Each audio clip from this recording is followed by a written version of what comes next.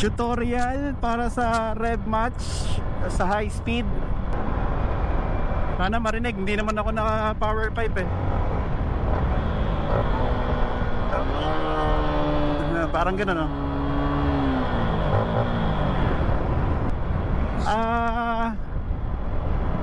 Hindi naman kailangan sobrang mabilis para mag rev matching. Pwede rin naman kahit mga 60-70 lang, pwede na yon. So ang unahin mo lang dyan, syempre clutch, tapos downshift, tapos throttle blip, tapos release. Yun lang.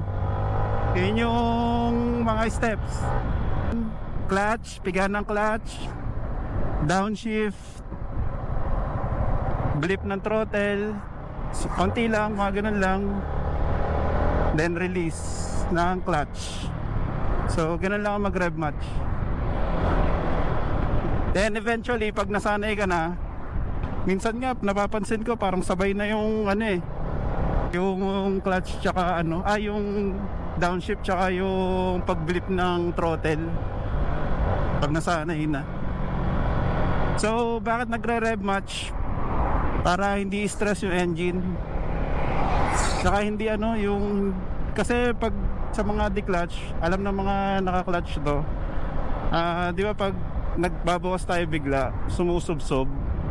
So kaya mo nire-rev match para yun nga, hindi stress yung engine, tapos hindi ka rin susubsob. So para maalagaan mo rin yung engine mo.